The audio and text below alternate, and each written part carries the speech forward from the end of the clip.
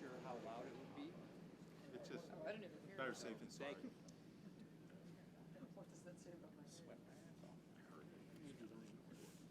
I was a big fan of that movie. Get him out of here. That was nice. Questions?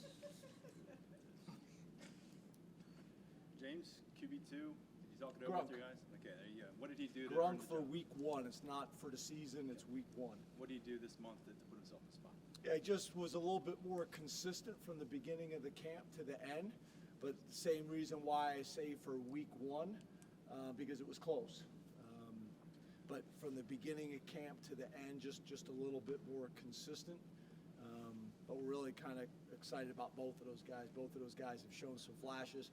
Also, as you guys know, the Sunday practices where those guys play, that's going to be important to continue evaluating those guys as the season goes on. How many other position groups, if any, do you have where it's that close? So you have a guy for week 1, or we'll keep it going, or however you want to phrase it. Well, probably a lot that you guys don't care. You only ever talk about the backup quarterback. But Anyone stand out to you? But the difference, obviously, is that guy doesn't play. The twos at other positions are going to rotate a lot. So, I mean, you look at our 3 tight ends, you could make a heck of an argument there. You look at our 7 offensive linemen, you could make a heck of an argument there.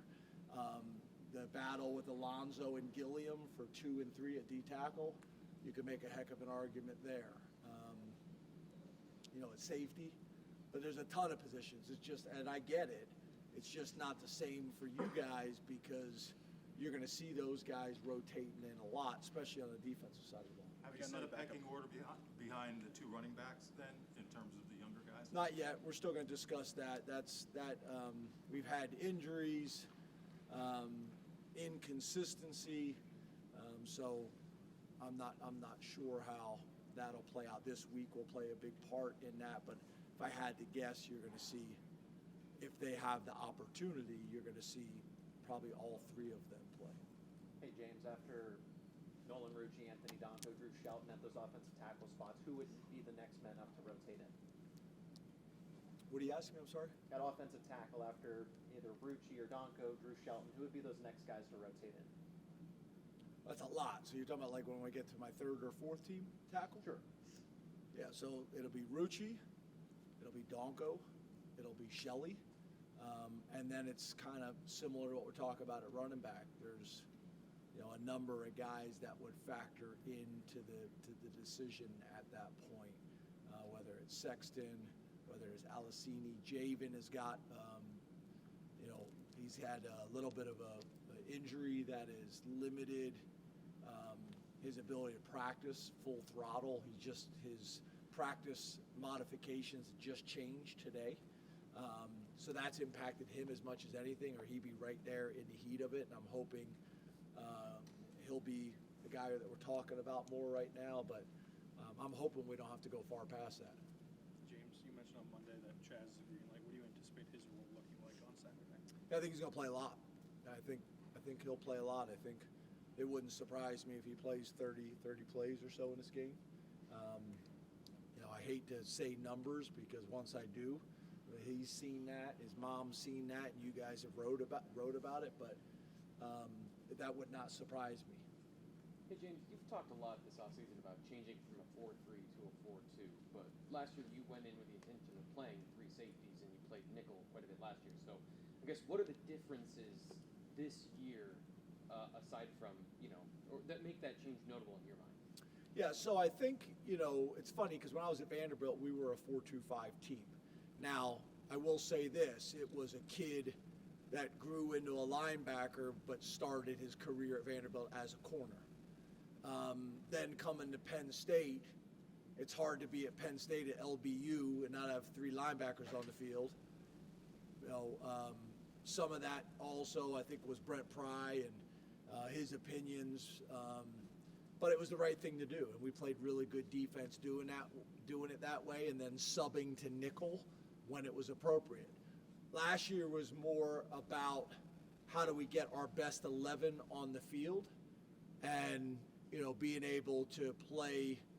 You could make the argument we may have had the 3 best safeties in the country, a combination of 3 when they were all healthy. but obviously that changed significantly when we lost KJ Winston.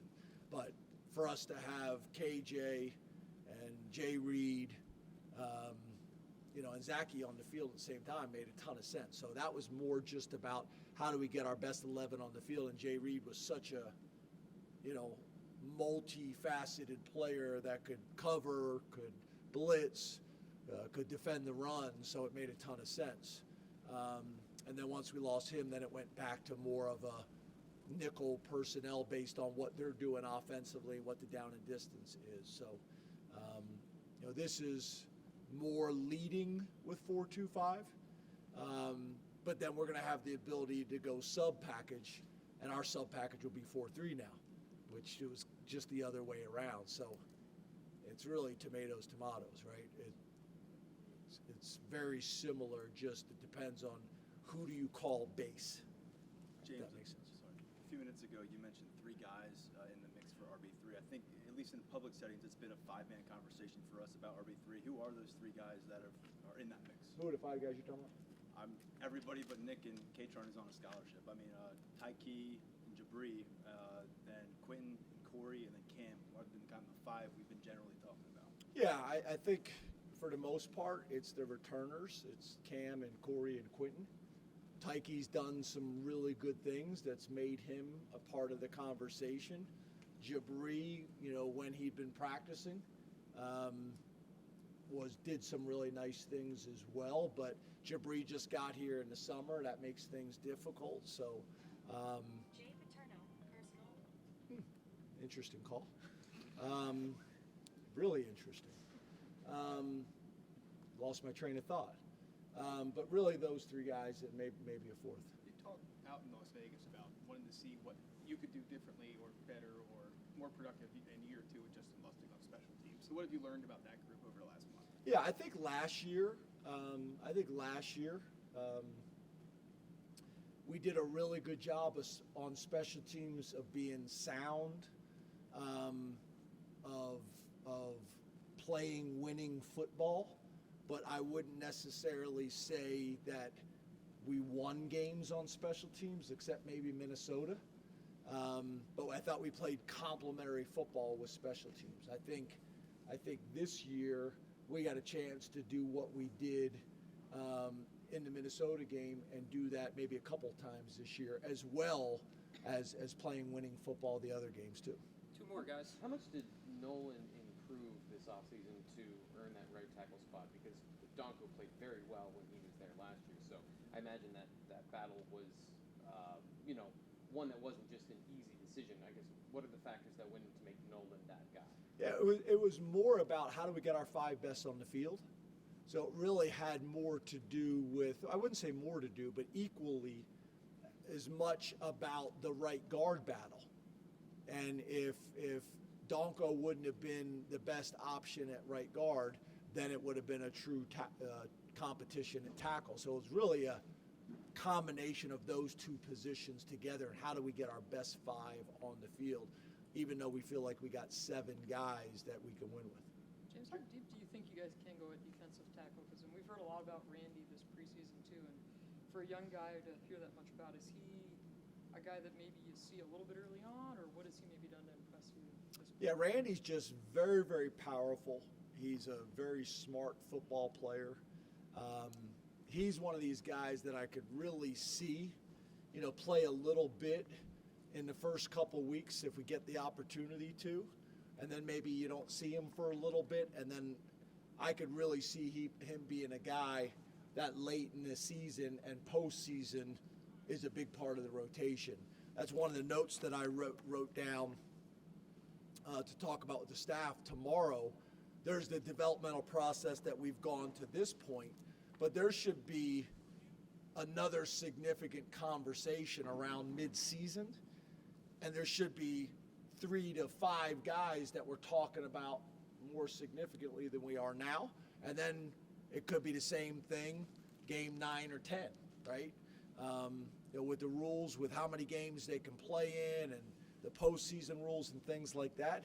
If we're truly a developmental program, there should be some guys factoring in that you may not see much early in the season, but they just continue to get better and better and better. Thanks, Coach. Thanks, guys. Thanks, James. That was hilarious.